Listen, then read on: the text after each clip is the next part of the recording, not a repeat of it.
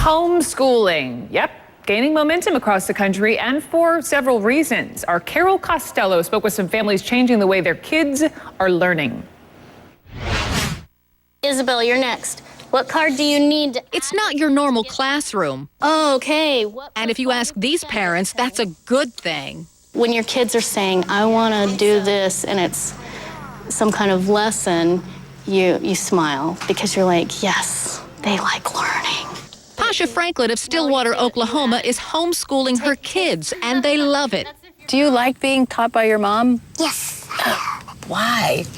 Because I get to be with my family. How does your mom make it fun to learn? She does activities, cool activities. And it seems Parker's not alone. According to the U.S. Department of Education, 1.5 million kids are taught by mom and dad. That's up 74% since 1999. What do you think the biggest misconception people have of homeschoolers? Besides being weird and wearing a hair in bun and denim jumpers. We're just like everybody else. We're not super moms. You know, it's a decision just like public school, private school. Now, what can you tell me about Greenware? A lingering misconception is that the main reason most parents decide to homeschool is for religious reasons. That's not quite true anymore. 36% of parents do homeschool primarily to teach their kids religious and moral values. But 38% homeschool because they don't like the school environment or the way teachers teach. I mean, you have the flexibility. Just ask the Sobrels.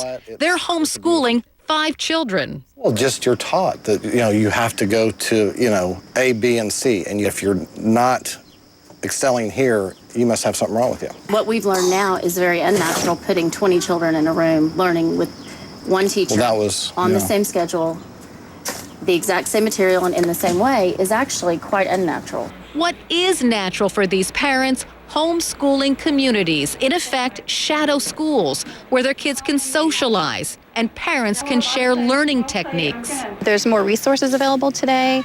You don't have to be a scholar, to teach your children. There's tons of resources out there to help you.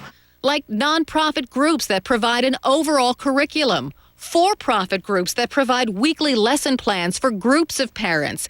Still, that doesn't mean it's a cinch. Laura Brody wrote Love in the Time of Homeschooling after homeschooling her daughter for 1 year. We had a very good experience, a lot of successes, but also a lot of fights and power struggles, and I didn't find homeschooling books anywhere that were talking about that. They talked about the advantages of homeschooling, but not so much about the bad days. Or the fact homeschooling is a 24/7 job. Everything is educational, and it's 365 days a year. And of course, we take breaks, we have fun, we do watch cartoons.